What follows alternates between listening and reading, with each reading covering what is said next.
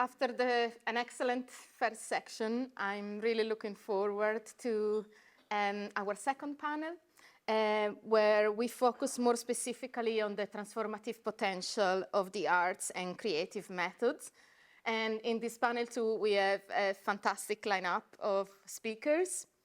I'm gonna do a quick introduction so that you get a sense of who we have on the table. We have the first speaker will be Dr. Neela Premaratne, who is a colleague from Newcastle University, who has done extensive work looking at the role of the art in peace building, and more specifically examining the role of theater for peace building with a focus on Sri Lanka. So she will be talking about her extensive work. And I'm sure that there will be many resonances as well with some of the experiences here in Northern Ireland, as well as from the experiences in the panel. So thank you, Neela, for coming today. Next, we have Dr. Gail Ritchie, who is a Belfast-based artist as well as an international relations scholar, who actually is one of the participants to our Talk4Peace podcast, a really rich and insightful conversation on the role of arts and memory and memorialization, which really speak to Gail's artistic practice, but also her PhD, which is available on the QUB website as well, if you're interested in reading up.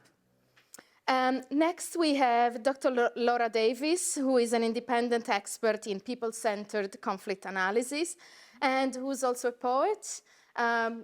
We were actually lucky to launch this event here in this very room in July 2 years ago now, and Laura was one of our speakers, so it's actually very nice to have you back, Laura, and to hear a lot about your work, both within the mediation world, but also in the artistic world. So thank you again for joining us today.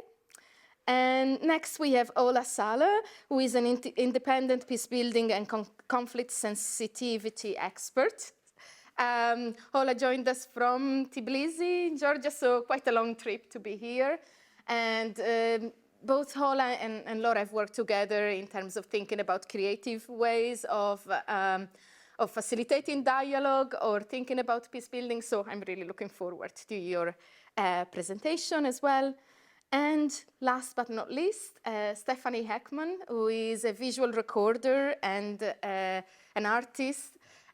She's been active in Northern Ireland, but also more broadly, using her artistic skills in providing graphic recording for a variety of peace-building organizations, but also from, for example, the COP, so the climate change meetings that happen yearly. We were very lucky to actually work with Stephanie, who produced a fantastic visualization of the focus groups. And so she will be talking to us about her own practice. And as I mentioned earlier, the visualization of the focus groups are at the back. We actually have some feedback forms that we would very much like you to fill in based on your reflection on the graphic recording. So do spend some time before you go to have a look at that amazing work and to give us some feedback on your thoughts and reflections. Without further ado, I think, Neela, I'm very happy for you to begin. Thank you. Thank you very much. Thanks a lot for the generous introduction, Maria, and thanks a lot for the invitation to be here and to share a little bit of my work with you. I am quite honored and humbled to be here among such a great audience and as part of this fantastic lineup of panelists. And what I'll be talking about would actually relate to the discussions we had in the previous panel as well. So I hope there'll be some connections that we could elicit at the end of it. My focus is about this theatre group called Janakaraliya. From Sri Lanka. They are called Janakaraliya in Sinhalese and Makkal Kalari in Tamil. And the name means Theatre of the People. So this is a theatre group that worked to build peace in Sri Lanka, as I mentioned, through theatre. And I decided to look at this theatre group's work because they were a bit of a one of a kind in many ways. So I've looked at the group's work. I've engaged with the group mostly since 2007 or so. I've known about them before then. What I'll be sharing with you today draws from this previous work and a book chapter I've co-authored with Professor Roland Blaker and a book that I've published. Yes, to the outline. So I will firstly, I will very briefly talk about a little bit of the background of the theatre group and then move on to discuss their approach to peace building. And here I will look at how the group strive to transform conflict narratives in Sri Lanka at 3 levels, personal, emotional, and societal. So I chose to actually use the term Jana Karaliya because that is how the group tended to refer to themselves in most of their publications and their casual conversations. So it was founded in 2002 by 2 Sinhalese artists, Parakrama Niriyalla and H.A. Pereira, and they had a rather ambitious and an intriguing approach to peace building. So they brought together a group of youth, primarily Sinhalese and Tamil. There were a couple of Muslims in there as well, but it turned out to be a primarily Sinhalese and a Tamil group for most of its existence. These were youth who were interested to live. These were youth who were interested to perform theatre, but the group brought them together to live, travel, and perform together. So they came from different ethno-religious backgrounds across the country, and they were mostly monolingual when they joined. However, once they joined the group, they were responsible for the everyday management of the activities, and then they were responsible for directing and translating the plays and performing, as well as managing everyday logistics like cooking, sharing, cleaning, things like that. So the members had to learn each other's languages and cultural practices in the context of this living and performing together. So they often traveled with a huge mobile theatre tent. That's the photo that you see here. And the team would set this tent up in a playground or an empty spot in a regional area. And they would perform in this location for about 2 to 3 months, and then they would move on to the next location. So this photo that you see here is of 2 team members. There's a Sinhalese woman and a Tamil actor, a Sinhalese actor and a Tamil actor who are setting up the mobile theatre tent on the scaffolding there. So I was there when they took this photo as well on the ground. So while the group went through various iterations over the years, they had to adapt to the changing political situations in the country and so on, and also personal circumstances of the team members themselves. The mobile bilingual format was pretty much what they did for 12, 15 years or so. So this format of living, traveling, and performing together made it essential for the group to develop an understanding and trust among themselves and the communities where they traveled to, irrespective of the ethno-religious differences between them or with the communities where they were located. So my focus will be on this particular format of the group and this particular phase where they did the mobile theatre. And Jana Karaliya's peace building approach is very much tied to this format as I saw them. Through their theatre practice, the group brought together parties and narratives in conflict at a practical and a symbolic level and strived to transform personal, emotional, and societal narratives of conflict. So at a personal level, Jana Karaliya challenged prevailing ethnic stereotypes in Sri Lanka. So the group came together as strangers from different ethnic, religious, and linguistic backgrounds, as I mentioned, and they had to work through their own stereotypes about the other in the process. So the residential theatre format forced all who came into contact with the group as audiences or visitors. So all these groups of people who came into contact with the group had an opportunity to experience or witness interethnic interaction and cooperation, either that or a performed version of that interethnic interaction and cooperation. So the space of theatre here facilitated an openness to the other, despite, irrespective of any preconceived notions about the other ethnicity we may have held within ourselves. So Janakarali also actively challenged common language stereotypes that existed in the country. So they produced all their plays in Sinhalese and Tamil, often with Tamil leads playing the main roles in Sinhalese plays and vice versa.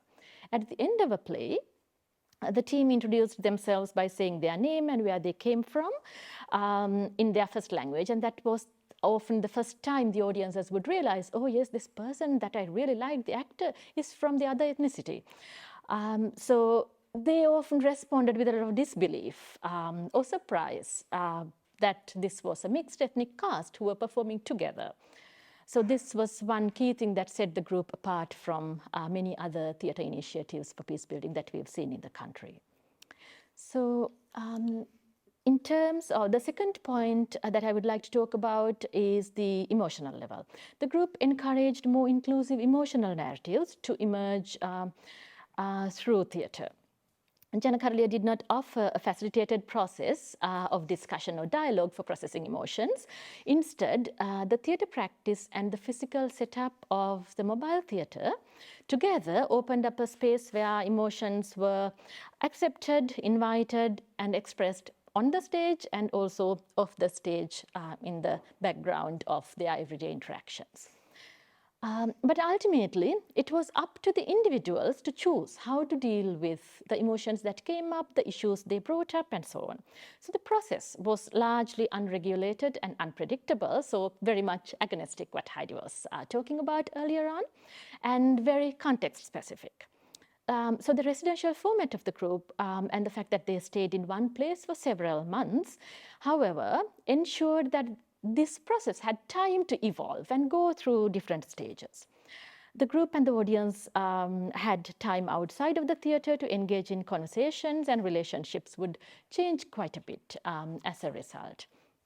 So, for example, the first time the group visited this particular location, they were treated in Gaul in the south in the country, a Sinhalese neighborhood, and they had stones thrown at them. And police complaints made that they were harboring terrorists within the group. But by the end of the 3-month stay, the very same people would run after the truck asking them to not leave and stay for another week at least, if not for a month. So the initial anger, fear, and mistrust this community had led to empathy and sadness and a sense of community, a bond that helped sustain the relationships they formed beyond the moment of performance. So Janakarali also encouraged inclusive and pluralistic societal narratives. So through their theatre space, the group merged Sinhalese and Tamil theatre traditions and presented a microcosm of ethnic collaboration.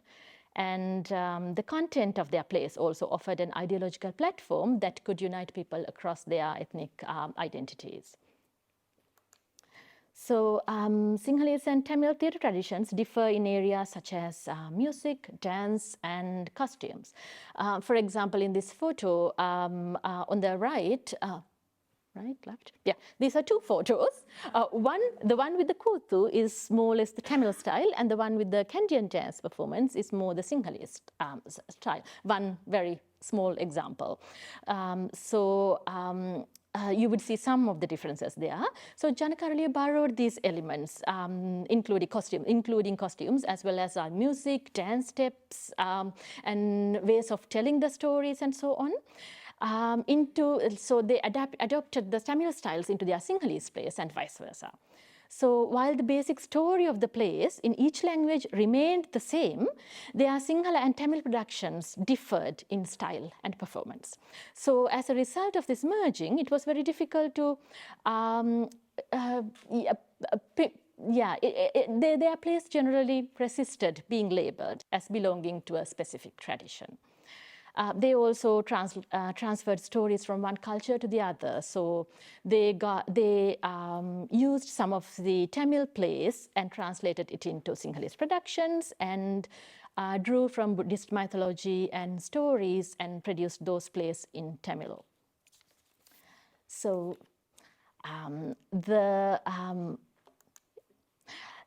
Janakarali also projected the microcosm of ethnic cohesion. So the bilingual Sinhalese and Tamil team often described themselves as a family because they worked and lived together for the better part of the year. They relied on each other not only for the performances but also for everyday life. So they nursed each other through sicknesses, and one Sinhalese member, when she gave birth, she wanted the Tamil friend in the team to come stay with her in the hospital. So the group presented a microcosm of coexistence that survived despite broader tensions in the country. So finally, the content of Janakaraliya's plays tend to highlight issues of class and social justice. So these are ideologies that could cut across ethno-linguistic differences. Plays such as Charandas, where the story was about a fair thief who steals from the wealthy to give to the poor, is one example. So after the end of the war in 2009, Janakaraliya started engaging with conflict themes such as the language issues and resettlement in the north through their plays. Today, the group's mobile format is no longer functioning as it did, but almost all the initial members of the group have started because they've started their own families now and have settled down. But all of these members continue to engage with theatre in their own capacities and continue to carry this forward. In conclusion, Crowell and Blaker says that the most effective way of challenging the prevalent stories is to tell new stories instead of the old. And it is this that we see with Janakaraliya. And as Nafis also said in terms of mentioning Betsy Pollock earlier on, these stories have power. So this Janakaraliya embodied, shared and modeled these new stories of ethnic collaboration through its very existence and through the connections they made with the communities where they traveled. So their bilingual, multi-ethnic mobile theatre practice on and off the stage produced and circulated inclusive, pluralistic narratives, counter-narratives to the conflict in Sri Lanka. Thank you.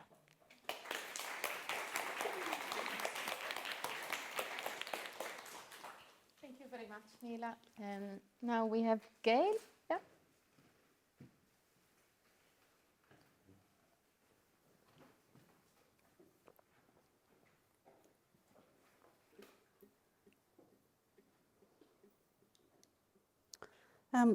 Thanks, Heidi and Maria, for inviting me. I'm so sorry I had to miss this morning's session. So, there we go. I just want to start with a few words about recent work in relation to commemoration of the Troubles and also the motivation behind it. I'll then focus on 3 pieces of work from this exhibition, which capture the dynamic between thinking and making. And I hope to show that in describing the making process of a piece of work, somehow you can reveal metaphors and analogies which could be applied to Northern Ireland post-conflict. As you can see, in June 22, this exhibition was held at the Naughton Gallery, Queen's, as part of my practice-based PhD work, and it was later shown at QSS Gallery in 23 as part of the Belfast Good Friday Agreement 25th anniversary events. So there were around 30 works in this exhibition. It was a mix of small and large scale, finished and deliberately unfinished pieces, including drawing, sculpture, architectural models and mixed media pieces. And really, I wanted to show all the different ways that I had thought through how the Troubles could be remembered without suggesting how they should be, and that's quite an important distinction. So key themes were time, memory, mourning, and how to remember the dead of the Troubles inclusively in memorial or monumental form. The next slide, you can see some examples of that.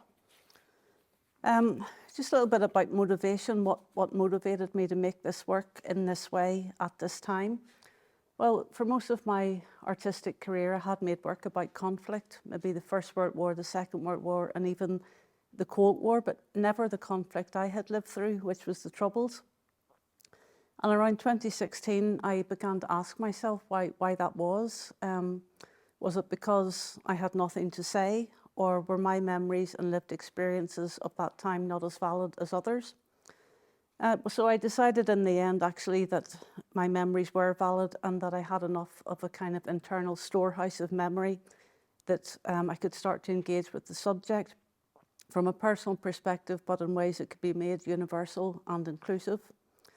And many of the artworks that I made had a kind of built-in ambiguity. They were about the troubles as we know them, but they could also be about the wider trouble that we're in globally, environmentally, socially, financially, politically, and so on. There's a lot of trouble. So many of these ideas were speculative, and sometimes they were monumental in scale, but sometimes they just remained at the idea stage. And I'll come back to that at the end, the kind of monument as a kind of thought experiment. But for now, I want to focus here on three pieces, which is the little bridge in the middle, the video, and then just below it, the wreath. So I hope you can see that on screen, but on the left here is a page from one of my sketchbooks, which describes the process of making the little glass sculpture on the right. And at the bottom, there's an actual misquote from Mark O.J. It should say, "Memories are crafted by oblivion as the outlines of the shore are created by the sea." And you'll see as we move through this presentation that water and the sea are quite important motifs for me. So from the writing in the sketchbook, you can see that I describe how the piece has been made slowly over a period of time.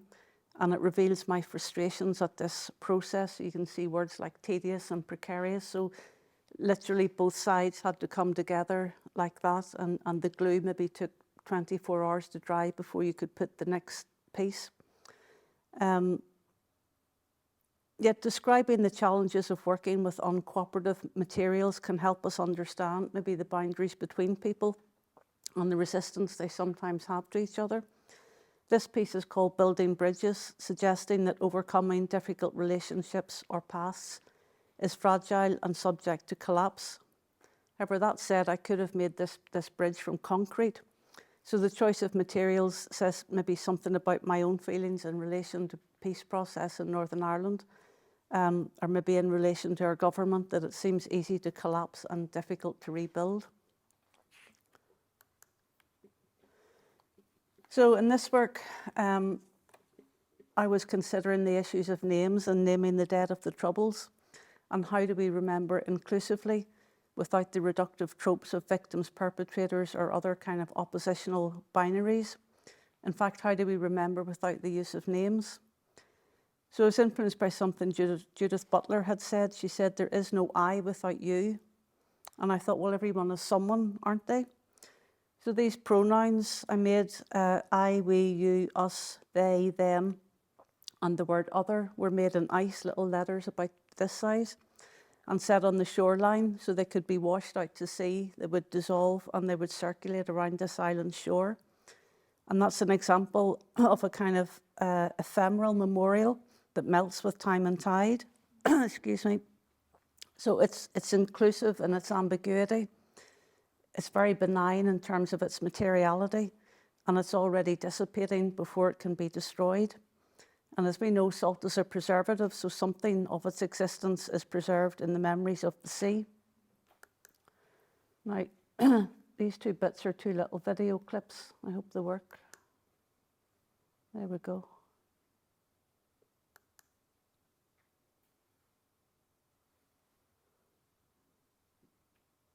So you can just see there's something of the idea behind them. So when I was making this work, I was thinking about how materials can be recomposed from solid to liquid.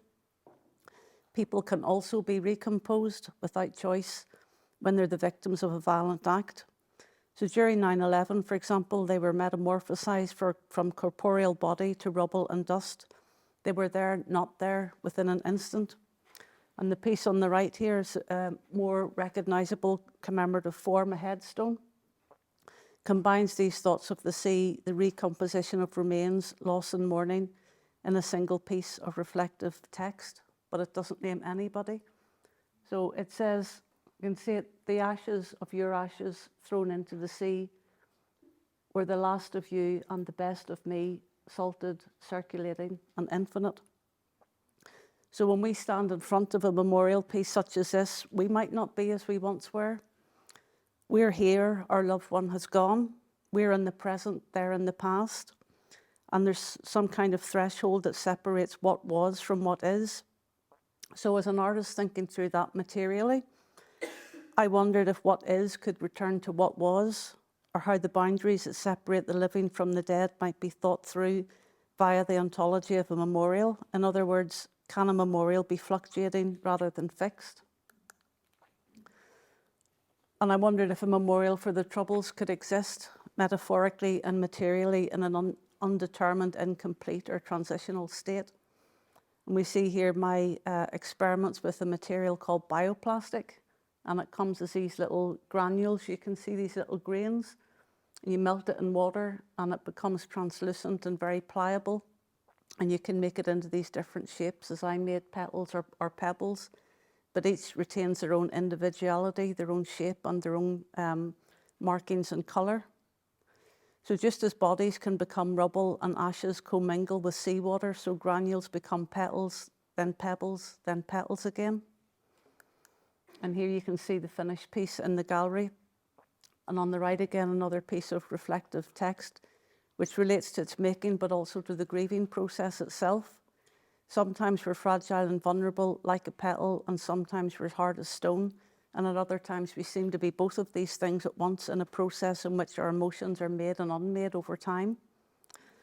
So the wreath, as with the ice letters and other works from the immaterial monument, worked through the many possibilities that a Troubles memorial could be. Competing narratives about the past represent that past from a singular perspective. And I was trying to acknowledge that there are multiple realities and therefore multiple pasts, and that all perspectives can't be represented in one singular artwork. Therefore, my ideas tried to represent the past in a multiplicity of ways. And these ideas were often experimental, ephemeral, and entangled with wider environmental concerns. And some were purely conceptual, such as this. And this is what I mean by a memorial as a thought experiment. It exists here as an image and a concept, but it hasn't been made because I don't have the means to make a full-size airship, much as I would like to. So you have to just imagine with me a giant invisible airship which floats around Northern Ireland. And it's vast, but it isn't heavy because it's filled with the collective exhalations of our grief. Therefore, it's air held by air, thousands of sighs of remembering. So we can't see it, but we can sense it as it drifts above our heads. It casts a long shadow on the ground as it drifts past, alerting us to an atmospheric change. And to me, this is analogous to the legacy of the Troubles. Thanks very much.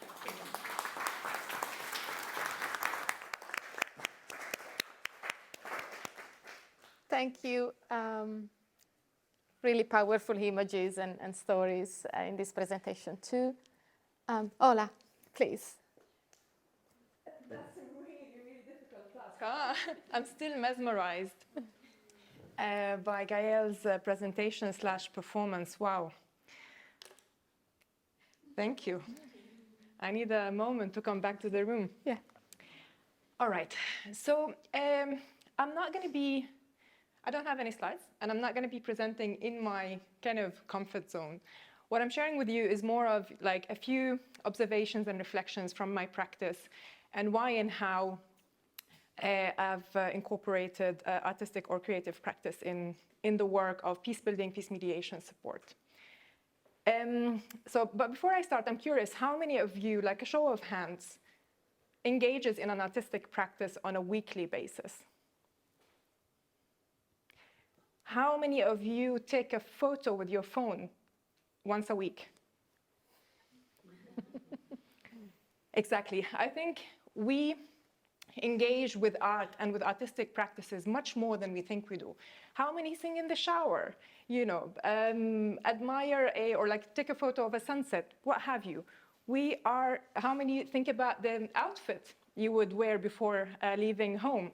You think about colors, you think about symmetries, you think about coordination, right? So we're all kind of engaging with one form or another of artistic practice.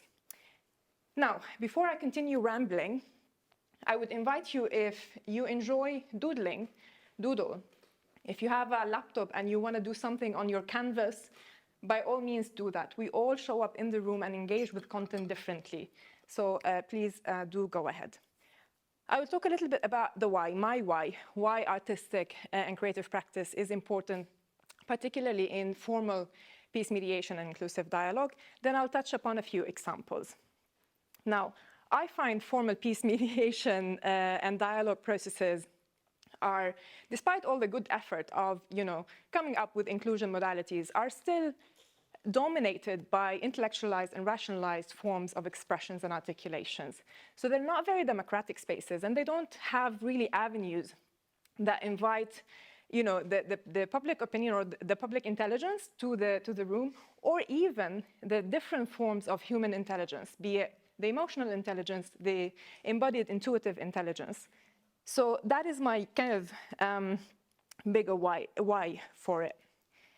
And also, why is it important to engage the wider public intelligence into those processes that are very exclusive? It's because the very UN mediation guidance that was referred to in the morning on effective mediation says that those conflict parties are not to be presumed to be legitimate or representative. So we do need to kind of make our ears bigger, if you like. What else? Yes, and I have also found that kind of physical manifestation of metaphors are very powerful. We've talked a lot about we've heard a lot about trauma-informed peace building in the morning panels. And one thing I found with Sudanese women peace builders, especially those who are dealing with survival guilt. We didn't talk about that, but it's a really big issue for those who have survived adversities, whether it's conflict or otherwise. So once we were in Naivasha and we were observing the hippos in the lake, and then we spent some time of meditation on the metaphor of the hippo. It weighs a ton, but it floats in shallow waters. So I gave small hippos for each and every participant, and that tactile representation of what they're dealing with was very powerful for them. Now, I'll move into a few examples, only 5 examples, of how artistic and creative practices can contribute to peace mediation and inclusive dialogue. So first and foremost, it encourages perspective taking. Sometimes, some of us use optical illusion. How many of you have seen the old lady, young lady picture, right? We use storytelling. We use role-playing in a lot of the peace mediation simulation processes, right? So that encourages perspective taking when we step into the shoes of another. It also creates a shared experience among divided communities. So there's a project in Cyprus that is called Stepping Over the Borders, and it invites Greek and Turkish Cypriot artists together with international artists to spend some time in an art residency. So just kind of that shared experience of co-creation in very divided communities. It also supports healing and resistance, and Sarah have talked about that. It creates space for collective messages to be heard, and especially those messages that are excluded from rooms or from spaces that happen behind closed doors. And here I will just highlight the mural art. So during the inter-Syria peace talks, there's a very famous city called Kafrembel, and they used their walls as a kind of their platform to say what they think about certain issues, be it no-fly zone, or be it humanitarian passages, or be it airdrop for the besieged cities. I'm keeping an eye on the time because I only have part of it. Okay, I'll skip over. So it also offers a space for solidarity. The International Wall here in Belfast is dedicated for Palestine. And what you see here is not the imagination of Northern Irish artists. It is actually what Palestinian artists have sent to local artists to then project on those walls. And that is a very important medium. Right, and it also prompts dialogue. So there's a practice in Sudan in Darfur particularly, it's called al-hakkamat. And this is women who improvise poetry and who sing. So if there's a conflict between, I don't know, say, between different tribes, between farmers and shepherds, and they would come and they would sing and they would improvise their singing or their poem, the fighting would stop and the parties would engage in dialogue because that is a cultural practice. And those women have that status in their communities. Now moving to the last bit, I feel I'm racing. So with a Syrian organization called Bada'il, which means alternatives, we started as independent consultants working with them on a forum called Weaving Feminist Political Action. And weaving, why weaving? Because one, weaving is a permissive practice. You can weave, untie, tie, change your mind, include colors. It is multi-layered. It is non-prescriptive. You can follow where it takes you. And it also allows us to reclaim a feminized practice. So the purpose of the weaving forums was really to kind of challenge the impasse and challenge also the mindset of going into formal spaces to answer questions that were not raised by the national experts or by the population. They are answering questions that were raised by a group of friends or guarantors or what have you. So the purpose was really to find what are the questions that Syrian women want to ask in this formal peace mediation process. So we've talked a lot about inclusivity in the first forum. How are women included? How do they include others in their movement? Because it's also, you know, that taking that personal responsibility as well. And in the second forum, we looked at legitimacy and accountability in peace mediation. So we alternate the formats. In the first one, we did first a download, then engaged with a somatic practice with a clown. We did story building. In the second forum, where Laura will also talk a lot more about the use of textile art because she's the expert we've engaged there on that matter and others, we did an input first, and then we did an embodied or combined practice where they were using textile art along the journey. And we keep alternating to kind of intercept predictability because we believe predictability numbs creativity. So over to you, Laura. Can I just pass that round? Can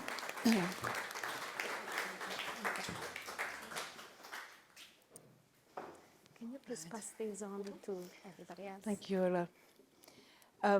Thank you all, and thank you very much indeed for the invitation to be here. And it's a great pleasure to be here after the 2 years. 2 years have passed, in which I feel, in fact, my own practice has changed considerably, and so and it's spurred not least by the conversations I had in this room some time ago on, I think it was the hottest day of the year. So you know, things change and don't change. But as I came in and I saw these fantastic visualizations of the focus groups, I was really struck by this particular corner on one of them, which talks about hierarchy of language, and this is where I'd just like to start because. I'd just like to talk a little bit to textile poetry as a form of communication, and also how Ola and I have used it in our facilitation work. And for me, it starts very much at this hierarchy of language. In my, I have also worked as a sort of a technical advisor on transitional justice issues to formal peace processes, in which the language is highly, highly constrained. It is extremely technical. It is extremely unopen to interpretation. The point is to close down interpretation. It is not to open up interpretation. And so now I find myself at the other end of the spectrum, so to say, which is looking for ways in which we all express ourselves, ways which go beyond language. We all communicate beyond language. We are all communicating non-verbally at this moment, even if perhaps I'm probably the only one who is actually communicating verbally.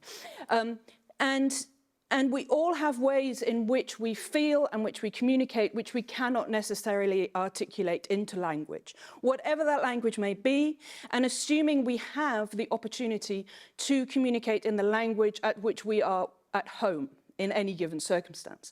And bearing in mind, of course, that most people in most peace building, and in fact in most contexts, are at home in many, many forms of language, even if they technically all come roughly in the same dictionary. But that is not true across the board, of course.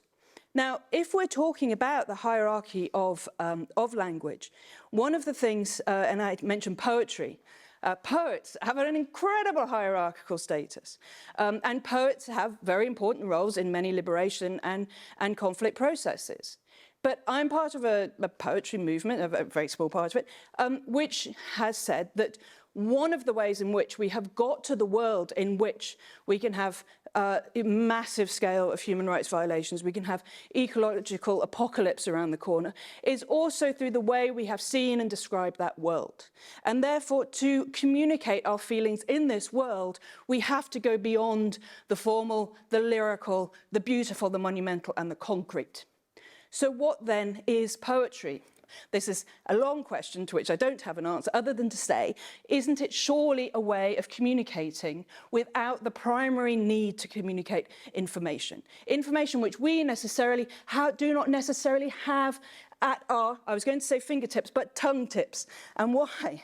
Why was I going to say fingertips? Because that would have tropped me on a couple of places of where I wanted to be. But one of the ways we do communicate, and this is why I'd like to encourage, I don't know where it is, there is an example of textile poetry going around, not a very good one for several reasons, not least because there's lots of words in it. But how do you read a textile poem?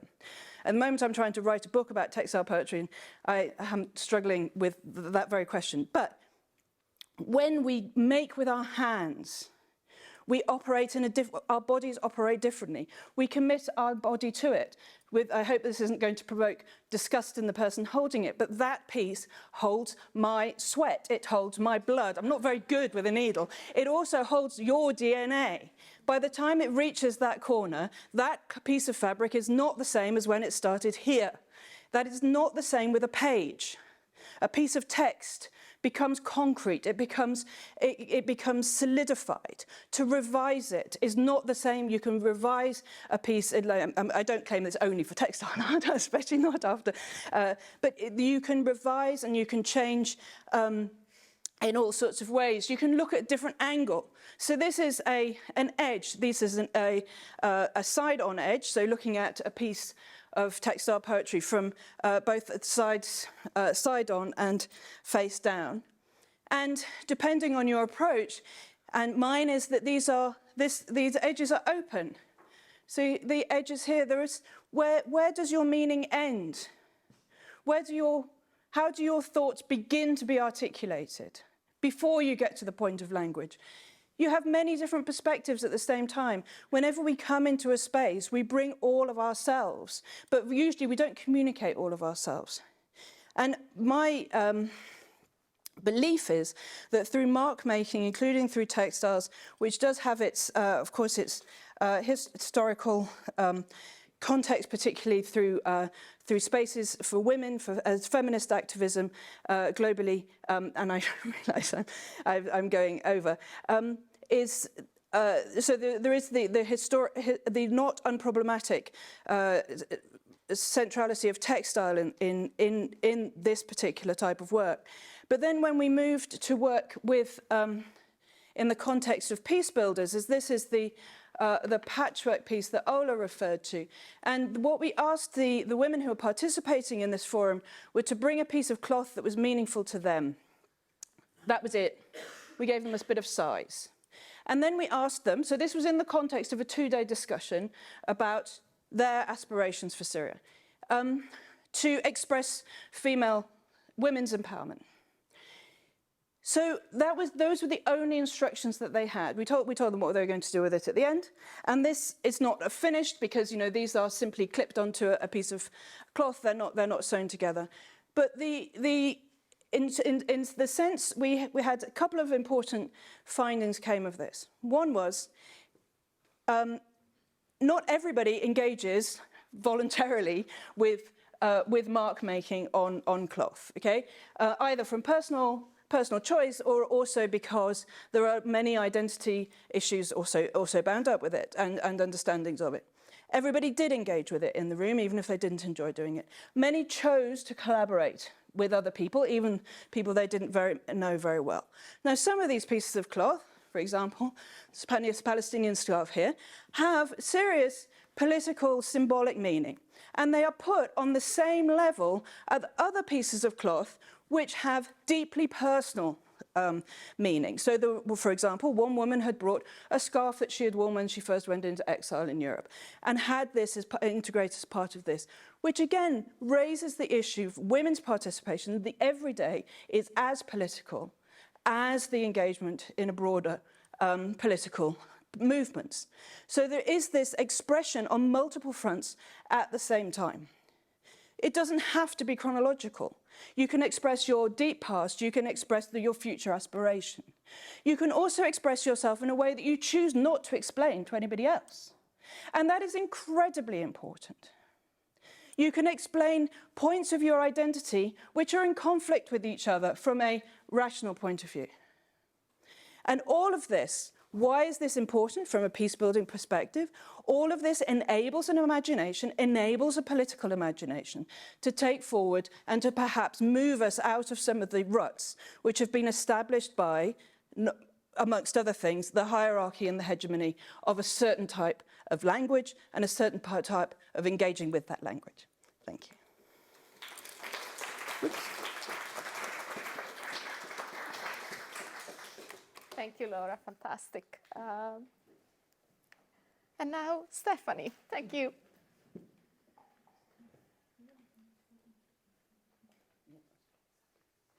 I feel like I'm just luxuriating in being last today because I've just been soaking up all of the amazing presentations from this morning and this afternoon.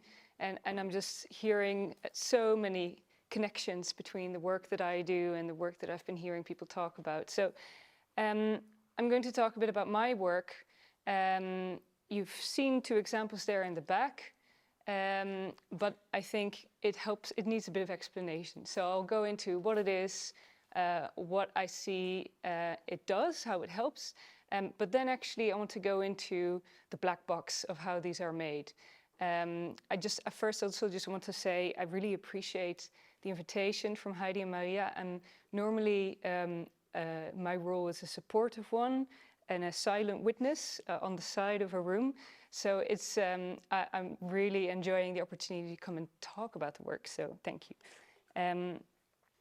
This picture shows a context of where this work can be used. So, and I've picked out examples mostly from bits of work that I've done coming alongside peace projects because of the topic of today, but I also work a lot on climate change and particularly a lot on the international policy level of climate change. So this is in Bonn at the UN Climate Secretariat, and this was one of the kind of preparation conferences to the yearly COPs. And if you see in the top right corner where that central circle is, that's me and my colleague Hazel Hurley, graphic recording a climate negotiations process. We are dwarfed by this like cavernous room. It was very intimidating. So what do I do?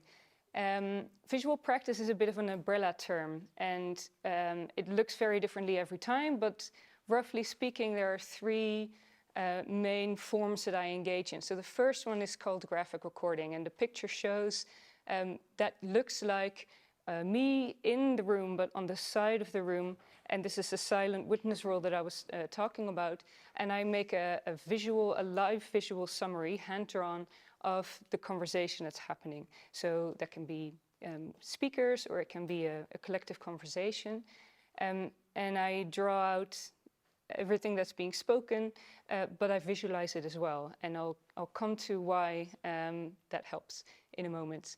Visual facilitation is similar, but here I take a more proactive role. So we are co-creating or co-designing the piece, and what's great about that is that I am now no longer, the onus isn't on me to have the subjective interpretation. People can collaborate with me to have their their thoughts and opinions and views, mediated through art, but they're more directly involved. So here we're co-creating a piece of work. That's what that looks like. And then finally, this can also happen digitally or remotely, and that's obviously something that came out of the pandemic. But you know, that has different advantages to it, which is you don't have to travel to the other side of the world, and many more people can be involved. Although the setbacks are you're not together in a room. And I'll say more about the bits of information that you're missing in a setting like that. So a couple of examples there. With the graphic recording, you see all the kind of people that flocking around. It has this magnetizing effect. People like colors and pictures and drawings, so in coffee breaks and at the end they always come and have a look. So there's a real kind of piece of engagement with the artwork as it's being made. And the visual facilitation, on the other hand, has the effect. It often looks less pretty or less curated because it's just messy and it's everybody's thoughts, but it's people in their own handwriting and their own words, sometimes in their own doodles. So it's perhaps more empowering or more democratic. And the digital remote work looks like that on an iPad. So now you know what it looks like. You may or may not have seen this at conferences that you've been to, your trainings. This is an excerpt from an academic article that I wrote about visual practice in a climate negotiations context. And this is the why. So what does this do? As I see it, and I've been thinking a lot about what actually, what have I seen this do? What's the added value as I've heard it from people who have engaged with the work. And there's 5 points here that I want to make. One is obvious. It's about creating an overview. So this is this summarizing function, right? So rather than having a really thick report with lots of words that people don't have the time or inclination or brain capacity to engage with, to have something on a single canvas. So it can be big, can be small, but everything is there, and it means that you can map the conversation or the system, you can visualize it and translate it into symbolism and metaphors, but the idea is it's a summary, so the overview function for people. And just to give an example of what some of the comments that I often hear from participants who are in these conferences is, I often hear, it's all there, this thing of like, this says it all, right? So summary function. The second point is a sense of recognition or acknowledgement. And this is for speakers or participants who have engaged in the conversation who find themselves on the board. And this is really important for people to discover at the end of a day that there has been someone listening to them so deeply that they've drawn out the essence. So, and in certain settings, this can be really redeeming. And for example, in the climate negotiations context, where there is such a power dynamic going on, to see, for example, I don't know if I have an example of this, but for a representative from the Marshall Islands or a small island state somewhere, and see their contribution or their intervention side by the representative from the United States, for example, can be a powerful experience of realizing they told me I'm on equal footing, but here on this graphic recording, it looks like I am. So there's this recognition piece. And so people go and find themselves or their words on the graphic recording and go, hey, that's me. That's something that I often hear. There's a really important one about access to information.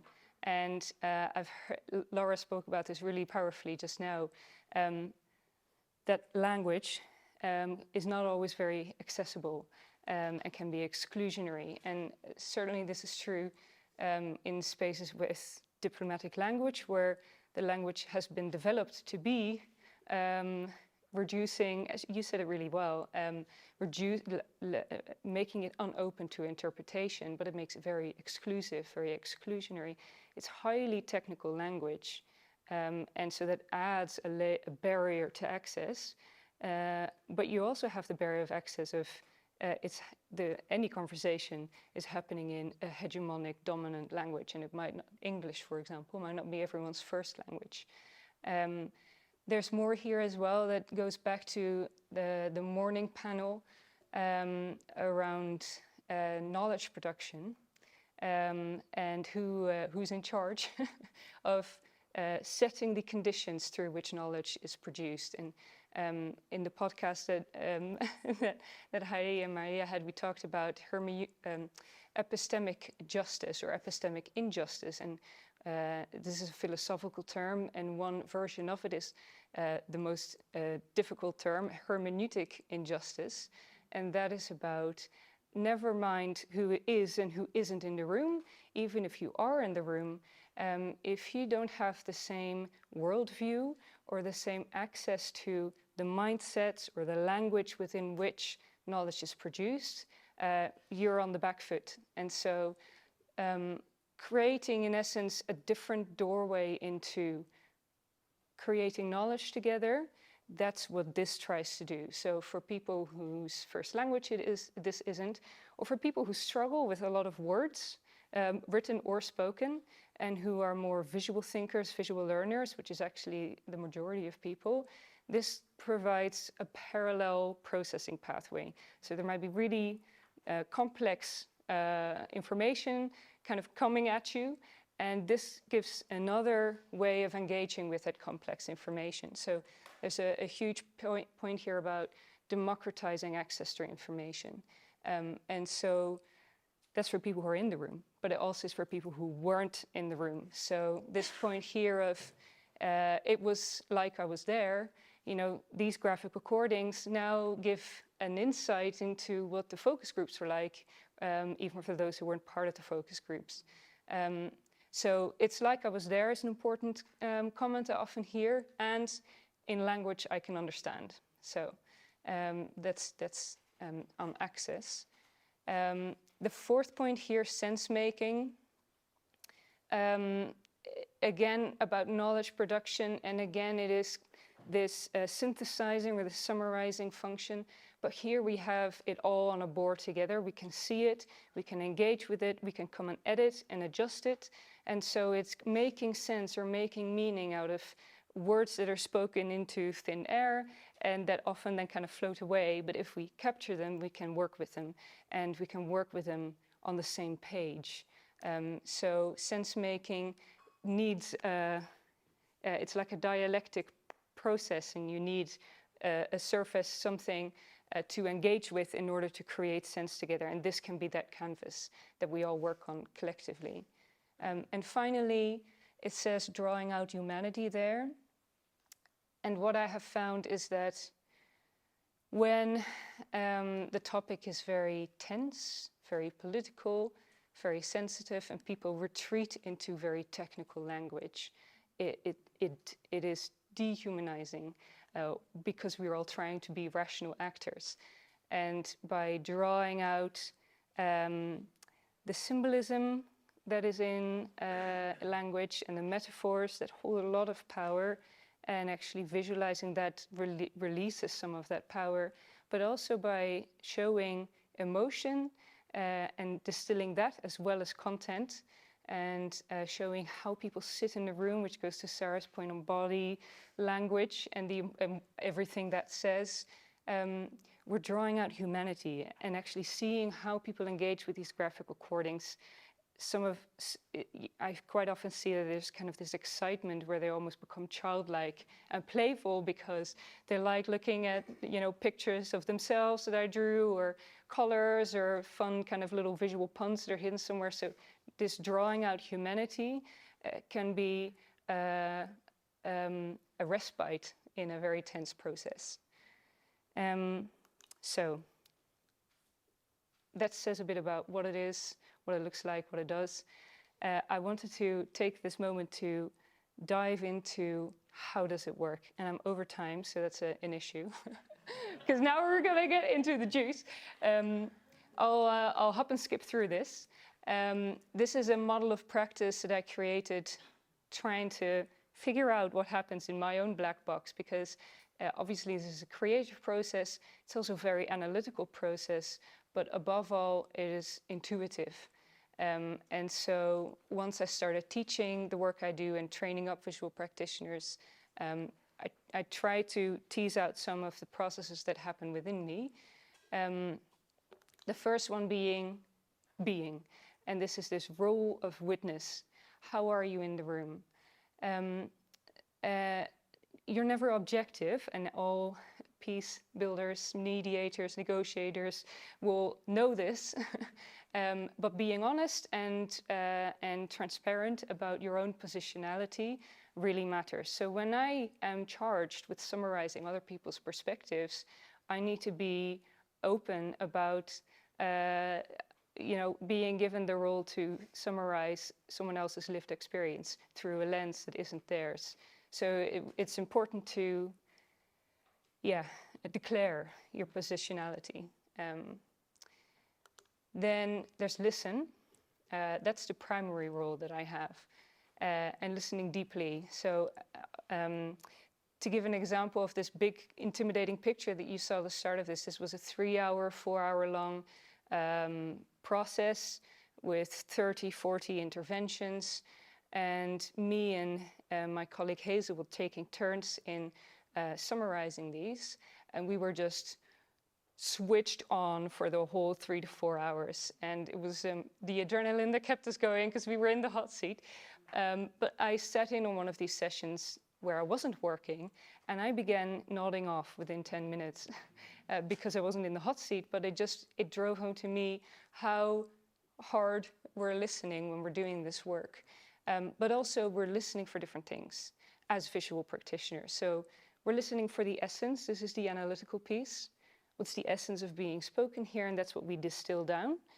But we're also listening for emotion, because actually that's what stays with people most. If people have a really impactful story, that's probably what listeners will take away with them. And so that is also what we want to capture on the summary for people.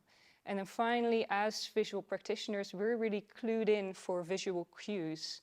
So are people speaking in scenes, in pictures, in symbols or metaphors that we can draw, or even just systems? Can we map out in schematic language what we're hearing? Then we're distilling down. So this is the process of filtering everything into one page. Can be a big page, can be a huge kind of 3-meter long wall, but it all needs to fit. And so we're listening for what's core, and often we're helped by the agenda because we know what they're meant to be speaking on, and when they kind of go on a tangent, we know that that is a tangent. But we're also looking for relevance. What is the kind of flesh around the bones of core that gives the context, or that gives the examples? And then occasionally, in the white noise of people going off topic, there are some really interesting nuggets there, these golden nuggets. They can be relevant, or they can be these kind of outliers, but these are often little emotional nuggets that perk your ears, and that's what I'm looking out for as well. And then there's the translation process, and this is actually the point where we turn it into visuals. And what I'm helped by is, and I've got some examples here, different types of visualization. I've left one off actually, which is the most abstract one, which is schematic. So mapping out, as I said earlier, mind maps, flow charts, those are all examples of schematic or diagrammatic visual thinking. You've also got metaphors, which are essentially complex concepts that you can load tons of meaning into and then unpack again and reuse again. So, if you've heard any process you've been involved with described as a journey, it's a good example of a metaphor that keeps getting reused because it's so potent. You can layer so much into it. A little example from work. It's on one of these, I think. We talked about the 3 tracks of mediation. And if you think about it as train tracks, it becomes a metaphor, and you can play with that imagery. Symbols are another one. Symbols are slightly different from metaphors because they're simpler icons that have a direct relation to a complex concept. And this one is part of a visual language I helped Nurturing Hope develop, which is a body of practice here in Northern Ireland. This was about diversity, here represented as circles, triangles, and squares. It's actually a bit of a play of using those as symbols, using this idea of fault lines as a metaphor, but also you're seeing the importance of body language here as well. And then finally, literal visual thinking. This is when people are talking in scenes that I can draw. So memories or future visions or own experiences. And these are two examples of pieces of work. Lisa will recognize the bottom one, which is an earlier project that I did with Heidi on women's voices in peace building. That's a story that I can draw. And the top one is also a story that I can draw. And I think for people living in Northern Ireland, they'll know what this is about without needing any words. And finally, I'm over time. Finally, this last step, which actually often gets left out, is the moment of, or the function of giving back the visualization of a process. And sometimes this happens because I can give a visual recap or people can look at the graphic recording. What happens too often is it's a nice picture and then that's it. You know, it has this performative function, but people don't engage with the detail that's on it. And I think that's on us as visual practitioners. We can help decode this piece of artwork, which I think what our artists on the panel have talked about as well. I've listened to working with material culture, working with theater, and the piece of textile that you sent around. We're encoding lots of information into this, which may or may not be expressed or spoken, but then it also needs to be decoded if there's actual information that we want people to take away. So this reflecting back, this mirroring function of the graphic recording is really important. The body language can be very powerful there, and actually reflect back or be insightful for the people who were drawn. So it has an accountability function as well there. And then finally, I could talk about this much longer, but the perspective and the power that it reflects back to the room. So the different perspectives, when they're spoken in words, because it comes from different experience, can't quite land until it's drawn. And you try to show what other people's lived experience looks like. And that's the guiding question of what does this look like? Once I can hear people speak to that, then I can draw it, and then it can have this mirroring function. So showing different perspective. And finally, the power differential. And this goes back to our morning panel as well, of how do we design the table, who is and isn't at the table, who's missing, who's there. Showing that, and the negative space of empty chairs can be powerful as well. I'll stop there. That was a lot. So here you go. This is for later. Thank you.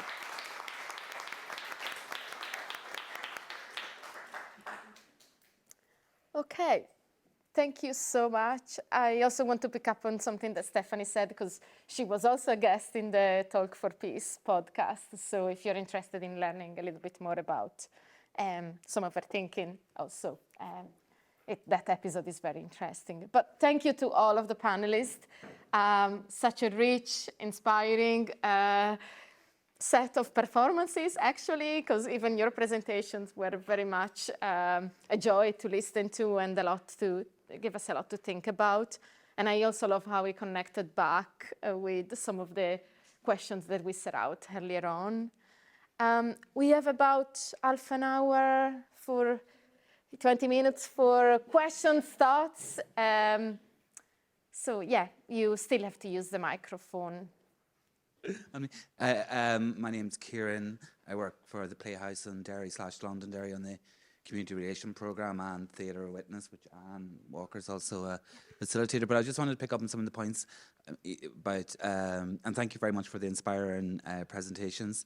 Just a point, I suppose, in the practice of the Playhouse, we've always put people with lived experiences into the creative process so they can go forward and tell their stories in a theatre show. But now it's kind of going, sometimes actors are taking on those stories to do productions. And then I'm just wondering the panel's thoughts around the difference between the process and then the actual final product. I mean, if we're using actors, we're going for a more kind of final glossy product. If we're going through using lived experience, they're learning about that process. It might not be as glossy or sellable at the end. I don't know. Yeah. So, thanks. Thank you. Does anybody want to? Oh, we can also collect a couple of more questions if you want. Yeah. Should we collect a couple of questions? Yeah. Okay. Anybody else?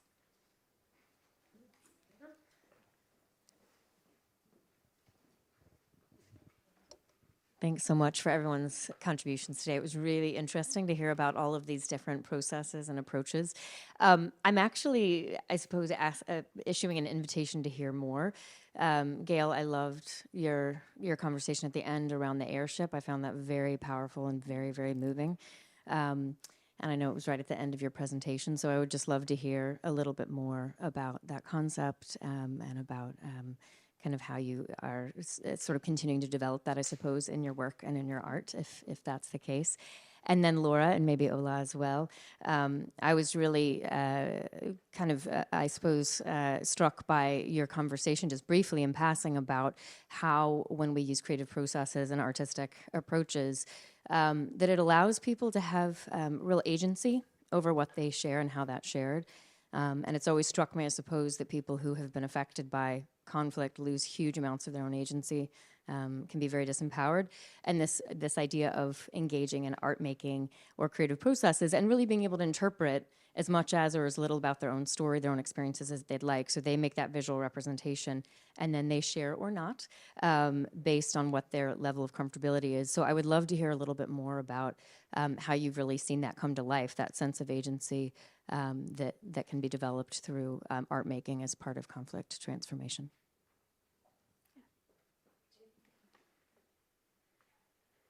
Hi, Stephanie, I would love to hear a bit more about how you share your positionality, because I did an event where we also had this, use of the visual as a way to share, but often there isn't, like you are kind of in the background quietly. So I'd be interested to hear a bit more how your positionality comes through in terms of, how that's shared with the room.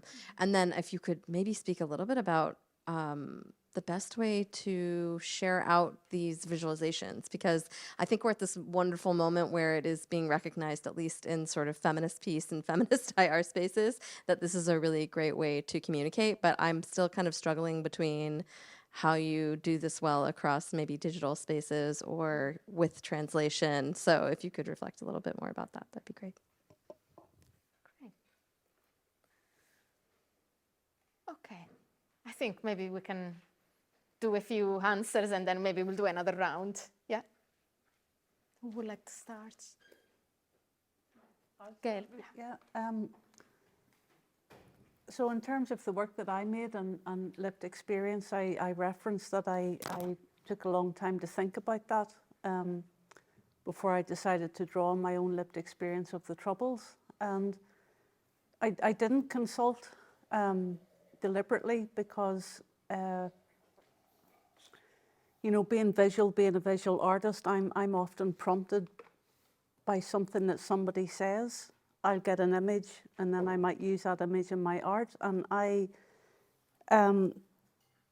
for me, the ethics of going to other people and kind of saying, give me your visual bits, give me your trauma, and I'll immediately, I can see an artwork maybe coming from that.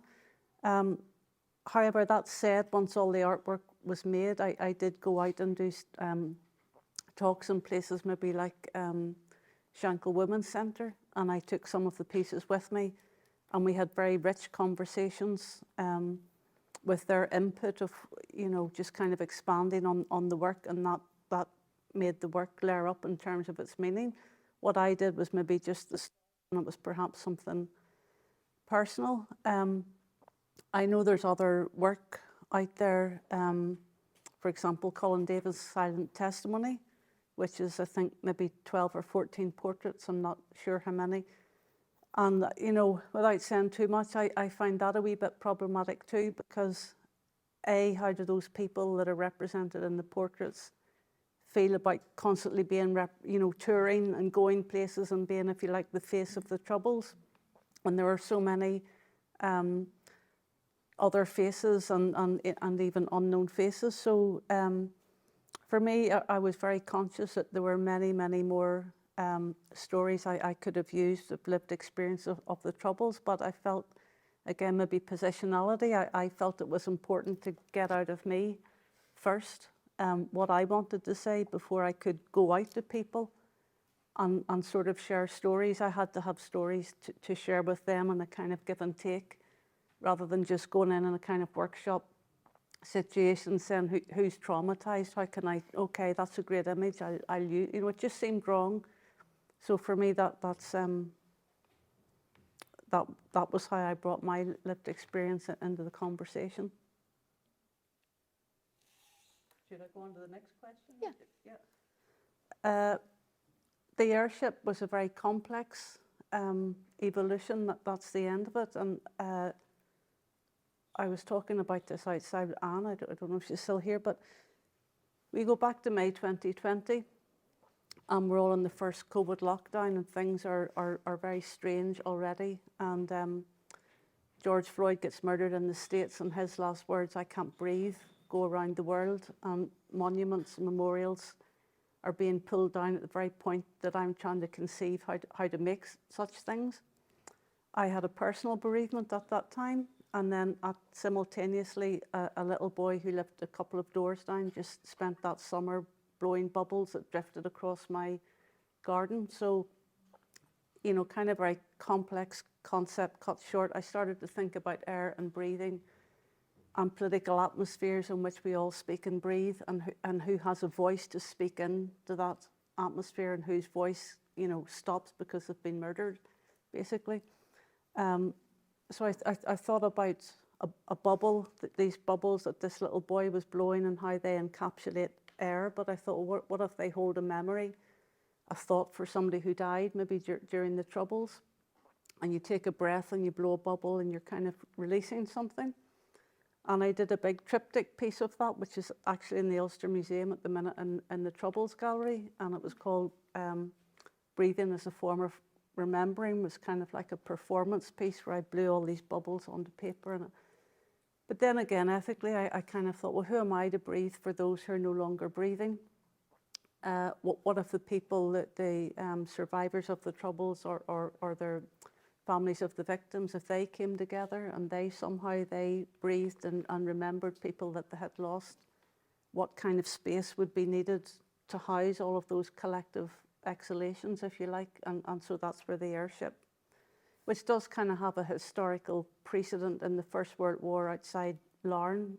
There was an airship station because it used to go out and look for U-boats in the Irish Sea. So when it landed, it let a rope down when it wanted, and it was pulled down by the ground crew. So I thought, well, even an airship, not everybody would welcome that. Not everybody would welcome a memorial of any sort.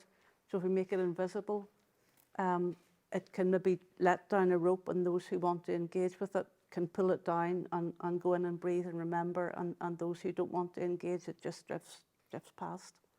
So it's a very long evolution to yeah. Great. Anybody else? Yeah, Laura. Well, thank you. Perhaps if I can talk a little bit to some of the process questions, which were very interesting. And I was very struck, Gail, in your presentation and your response just now, is that all of these sort of decisions that you make about material in your work are such an important part, I think, of whenever you go outside the sort of pen and paper. I mean, we don't write on pen and paper anymore. We write on pen and paper now. But like, whenever we go beyond getting yourself tangled in a knot, whenever you go beyond these sort of much more normal ways of expression, that actually all of these choices, however conscious or unconscious they are about materials, is extremely interesting. So, I mean, to talk to the process that Ola and I facilitated a couple of weeks ago, was that, as I mentioned very briefly, is that the participants were given very, very little instruction. It was simply bring a piece of cloth, and then we provided, there was needles and threads for those who wanted to do it, pens, paints, whatever, glue, But I think an important part of all of this is that, we are creative beings, but art can be extremely intimidating. And being an artist can be extremely intimidating, even of thinking of oneself as being an artist. And, one of the huge challenges is, or certainly in that context, was that to ask people who had given a huge amount of thought to a particular situation and their own particular experience and so on and so forth, to then ask them out of the blue pretty much to express this in a different way is a massive ask. And everybody did engage with it. And also if we're dealing with, say, textiles as well, textiles as a medium are in no way neutral.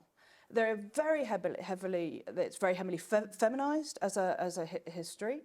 It is extremely cross-cultural. It has been a way of controlling women in the past. It is still, the connections with colonial and neo-colonial production and ongoing textile production, as well as landfill and all the rest of it. I mean, it's completely not a neutral way of engaging.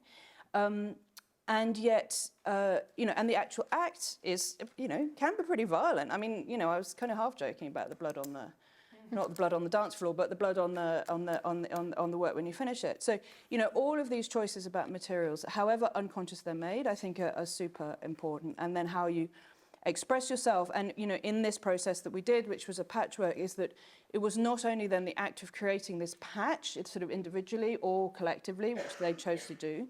They chose to stay in the same space, but also then where they would hang it, how they would hang it. The integration of other pieces. So I pointed that there was the Palestinian scarf there. They'd also used a traditional traditional wishing of putting an aspiration sewn into a cloth, which was across the banner. So there was all sorts of traditional practice in there as well, and all of this came from those participants. So. Yes, I think that, and then the final part of the process was also that they would present not only how they wished to present the piece that they'd made, but also they would reflect on the piece as a whole, so that it has this whole then analytical reflection process. Now, I hope that that particular piece will stay in its form and then will evolve and may be used as a jumping off point for future work, or may just serve as a different form of reminder for that particular process.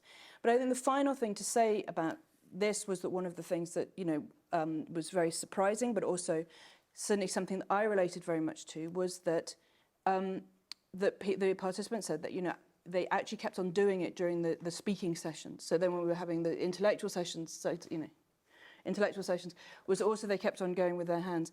And this is something that, I know from my own body, is I concentrate so much better when I'm doing something with my hands. It's just I think differently. And yet in our thinking intellectual environments, we're not encouraged to do this. We're not encouraged to bring all these this practice of expression. So, it's a balance between process and output. I do think the output is important, but I also think that the process is fundamental and actually isn't separable in these cases. So I think I'll leave that there. Thank you. Yeah, so I'd just like to kind of reflect back on Sarah's point. It really struck me that you used the term real agency. So what is unreal agency, right? Especially that this was a space that was a separate space. It was an all-women space. And it kind of led me to think about what are the sources for agency, that we draw our agency from. So traditionally we think, or like normally we think of, okay, there's power, there's capital, there's knowledge. We spoke about knowledge as power as well. But I think in this room, agency came also from memory. So what that instigated for them. Some spoke about their memories of their some spoke about their memories of their mother, of themselves, doing something with crocheting or with the hand.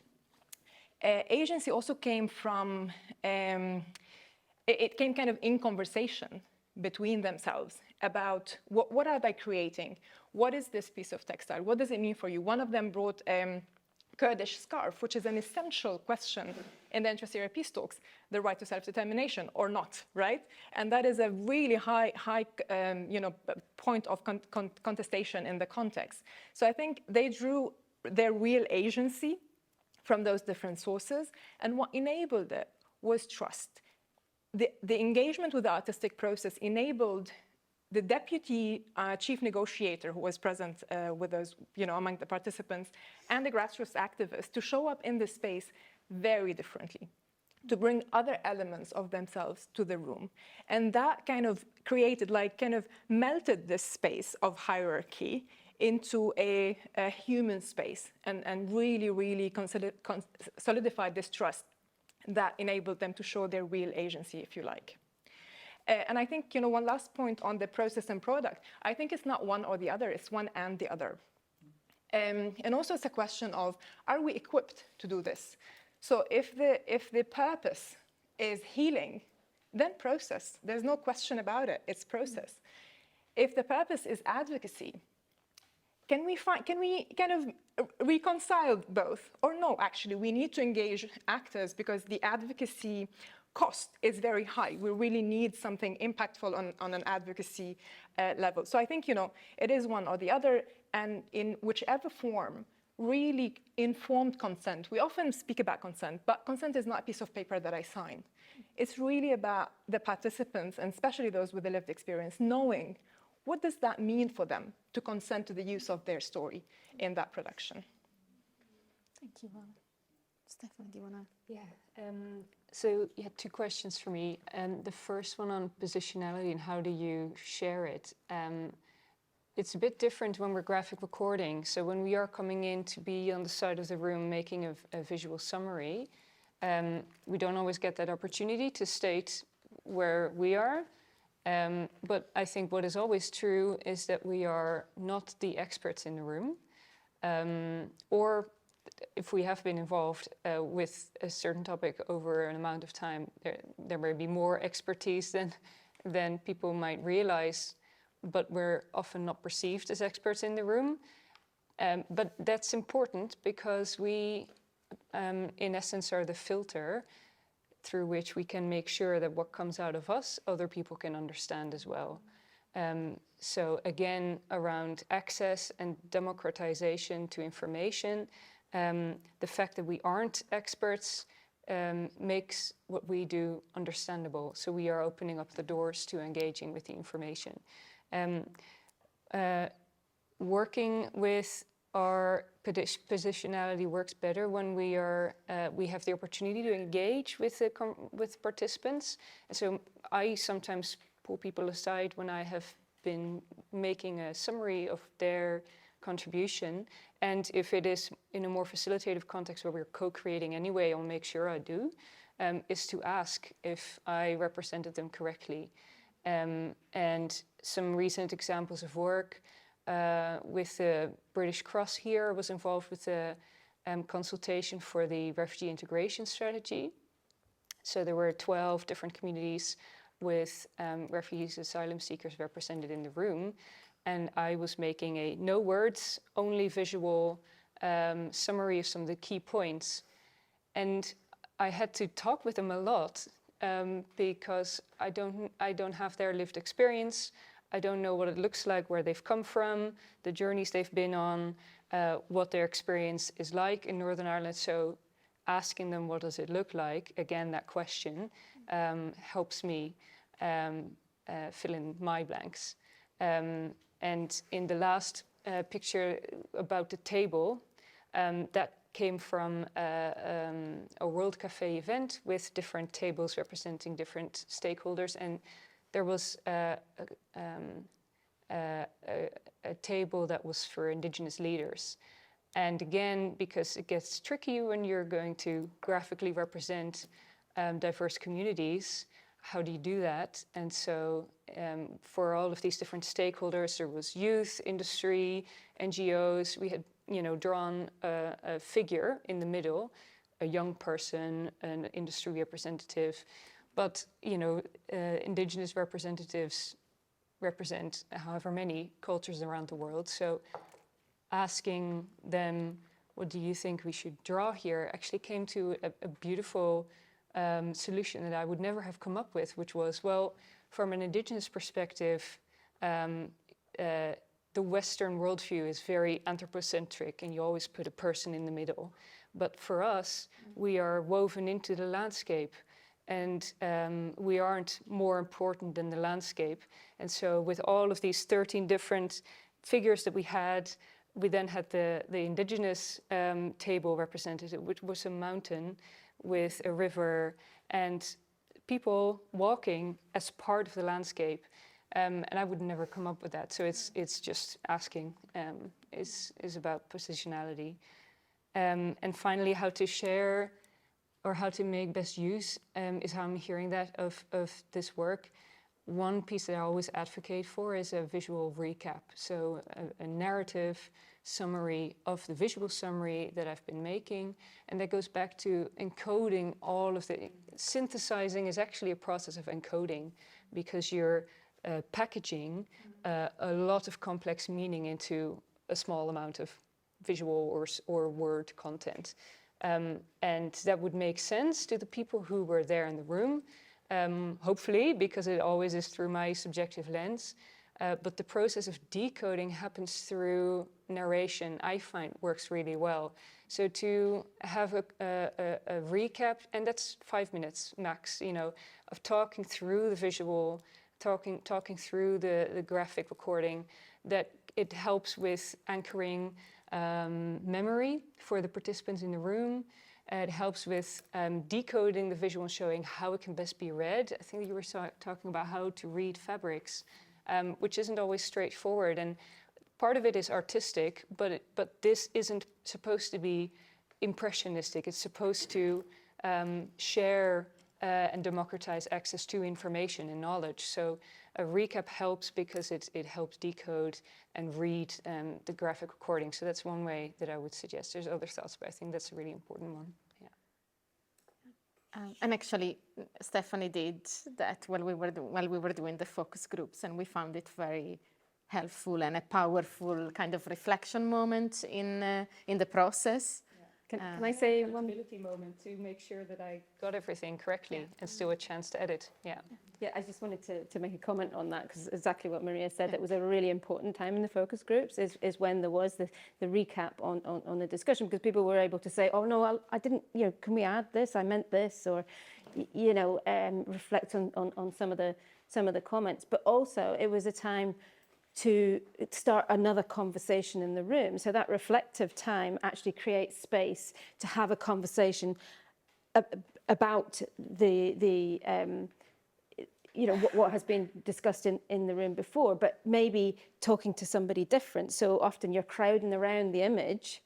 So you've moved your position from sitting around the table or whatever to standing in front of the visual representation, and then you end up talking to somebody else about your reflection. And I think also just reflecting on Ola and Laura's presentation there, because I was lucky enough to be at that workshop as well, and that was an important point at the end of the day, is to be able to reflect on the patchwork and then have a conversation about how all the patches were put together. So it creates, in that reflection, it creates another space for a dialogue. Anyway, sorry.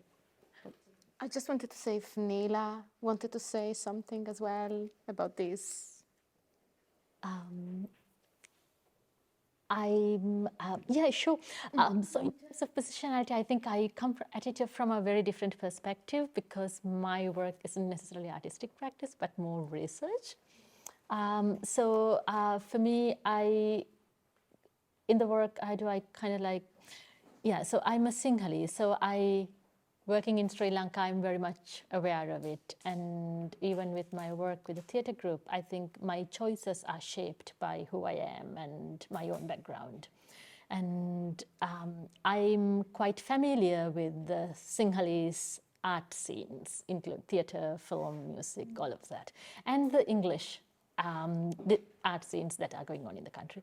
But I can't speak Tamil well, don't understand Tamil well, so as a result, my access to those circles are limited and my understanding is also limited, and I'm very much aware of it. So I go into working with these groups with that awareness, so as a result, I think that shapes my decision to work with Janakaralia. So it's a limitation in one side, and then on the other hand, I try to use what I have to contribute in a way that would be helpful. So what I try to do is to bridge these discussions that take place mostly in Sinhalese within the country, and to Sinhalese and Tamil within the country, and me tapping in from the Sinhalese side, to make it easily accessible for others who may not be able to understand the language or the nuances and so on. So that's how I see myself being in that role.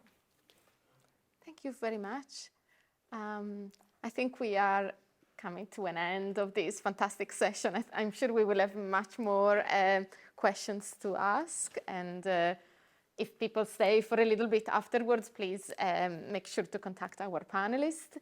Well, first, can we do an applause?